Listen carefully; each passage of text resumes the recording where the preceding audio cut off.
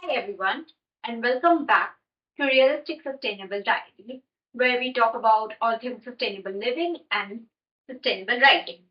But what is sustainable writing? And more importantly, what is sustainable fiction? So today I have a little bit of notes and some thoughts on the topic. Let's get rolling. So, sustainable storytelling is essentially, in my opinion, storytelling that uses traditional narratives and writing structures, basically your genre conventions, your the triple act structure, etc., to tell stories that raise awareness about social and co-actions. Right.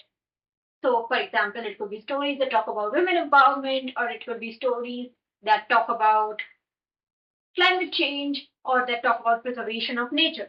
It sounds simple, but it isn't really. Like, it's simple, but at the same time, it's not. Because while most fiction's point is to entertain and maybe disrupt the comfortable and comfort the disrupted, and disturbed, and basically provide entertainment and maybe education or awareness, start a discourse. The research has shown that sustainable fiction in particular needs to lead to action to be properly sustainable fiction. That is why there are many popular works which we will discuss today which have sustainable themes and sustainable conflicts and sustainable backgrounds and sustainable narratives but might not be called sustainable fiction. Right. And the thing is, people do not want to change usually. We read something, but to translate that new knowledge into action takes like continued exposure. Research has shown that climate fiction can lead to climate action, but after 1 month, that becomes statistically non significant. But they also sort of preface that with this is just one work read once. So in real life, you probably have multiple exposures, which also means that you should speak about your climate experiences because the more of us there are out there speaking and putting different perspectives on the table, the more people will hear, the more people will get exposed to this and be inspired to be planet and people friendly in their own lives. And also, it shows them that there is no one way to be sustainable. Everyone has different things that add value to their life and different resources, and how you use those to preserve nature, to restore nature, to help the ecological balance, to help other people, to help other animals, depends completely on you. Right, now back to fiction. Back to fiction. So, yeah, if you're writing content for marketing, right, storytelling in that aspect, this putting people to action is actually easier because there is a call to action or a CTA at the end of your work. There's a product, there's a tree to plant, there's an NGO to support, whatever it may be. And yeah, obviously, not everyone who says we are sustainable and not every CTA that leads you to a susty action is actually sustainable because greenwashing is a thing. Hey there. But how do we replicate this in fiction? I mean, sure, you can have a list at the end of the book with resources. You want to take a step back and see what sustainable storytelling in fiction can even look like. What are the things you can do? So let's start with defining sustainable storytelling. So again, sustainable storytelling, storytelling that uses traditional narratives to raise awareness of social, economical, ecological problems, keeping the three pillars of sustainability in mind. It makes us think about alternative solutions. It makes us think about how we can solve these problems. It entertains, it educates, and it inspires action. So, how can we put this into our fiction? This particular piece of hair is annoying me a lot. Sorry, mom. And if anyone's wondering why I'm looking there so much, it's because there's a mirror placed there to reflect the light, and I don't know, I'm having a moment where I can't stop looking at myself. I think it's easier to look at another human being than to stare into the nothingness of the camera. But yes, so this is the storytelling. First of all, the favorite way, kaiju. Okay, it's just my favorite way because Pacific Rim is a movie that deserves to be celebrated, and no, it did not have a sequel. Using climate change or natural disaster as an unstoppable force that humans have to come together and fight against, and that is just represented in this big monster, is amazing. Like, there are other ways to do it other than Kaiju's. Game of Thrones did it with the Night King, Do Not Look Up or Don't Look Up. did it with their whole politicians and scientists back and forth, and the meteor as the natural disaster they could not. Is it natural or is it space? As a disaster they could not avoid. Right. So you can do that. You can have climate change essentially not be the antagonist, but the inciting incident, the problem to solve. Right. And then obviously there are stories about balance. Yes, I am talking about Star Wars. Because while Star Wars explicitly did not focus on climate change narratives, I think it came out in the 70s when the conversation around climate change wasn't like much of a thing, if at all.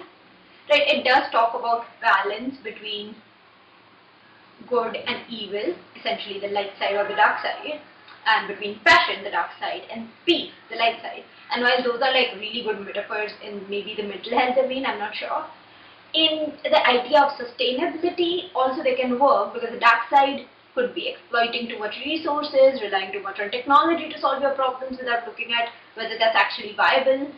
Whereas the light side could be living in harmony, in serenity with the world around you.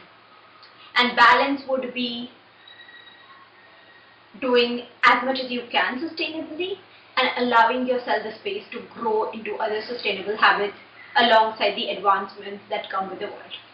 But a better story about the balance between human development and the natural world is obviously by Studio Ghibli, Princess Mononoke. I could not say that name right. Moving on. Next we have social economic conflict, ecological conflict.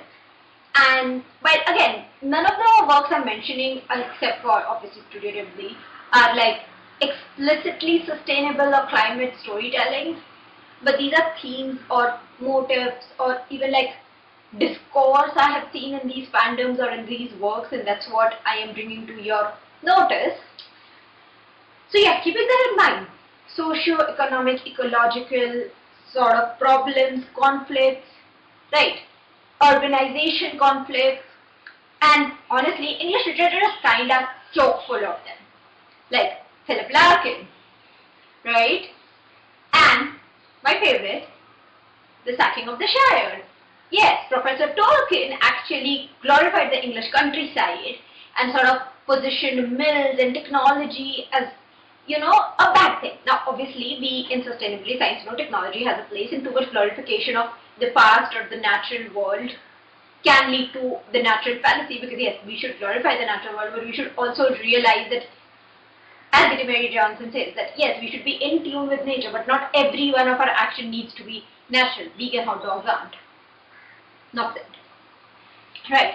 And a story which I feel kind of talks about balance and the socio-ecological economic conflicts is also Avatar: The Last Airbender, with the Fire Nation as a colonizing power and how they use tech to exploit resources out of other nations, and how like learning from various aspects, cooperation between all the nations is what led to a better world. Which also reminds me of something I should say. If you want to learn how to use the Sustainable Development Goals or the SDGs to find these conflicts and themes for your sustainable storytelling, that's a great hack, buddy. Do it. And to know how these stories and others have done it, I have a blog on this topic which will be linked in the description. So do check it out and show me some love. Or rather, show my work some love. And obviously, since we are talking about socio-economic, ecological conflicts, how can we not mention resource conflict, which I think one of the best examples is Dune. So here's the thing, we know science fiction can inspire ideas and technology. That's like a foregone conclusion we have seen time and again. And we know fiction can start a discourse. Feminist literature, feminist criticism played a huge part in feminism, including romance novels, as Elizabeth Wheatley points out, but like a lot of us don't acknowledge that. Regardless of that, let's get back on topic about Dune. Basically, the fact is that it was at least the first book, as much as I've read, because I'll be honest, I haven't been able to finish that, is essentially a book about resource conflict from what they told me, and like how, because they wanted spice, the planet was captured, the indigenous people of that planet were pushed aside, and all of that. They were marginalized, and how that led to like the fallout it led to. and all of that. Other than resource conflict, obviously we have the tension between human development and nature, human needs and nature, because what might be best for human beings might not be best for nature, right? So there is that. That is an entire genre. But honestly, I think that also is similar to the balance between development and nature. So next thing I'm going to talk about is speculative fiction or alternate fiction, and in that we have solar punk, because climate activists, climate creators, just the climate community love solar punk. We see it as the answer. We see it as a better system. And while not everyone has agreed upon it, solar punk essentially sees community, it sees harmony with nature, and the artistic literary movement was supposed to be the answer to the current problems. Right. Other than that, we have character pieces, we have conflicts such as eco anxiety, we have romances with climate change as the central conflict. And while I haven't read these particular books, I'm adding them to my TBR as we speak. I will name two books here, which apparently are really good climate romances. For eco anxiety, I can talk about my own novel because it's like a small point there in the wider realm of trauma and mental health and how therapy helps and everything. Right? So, yeah. And obviously, but if we're talking about climate and romance, we have to mention Wall, even though that actually falls under the second or the last heading for this video, which is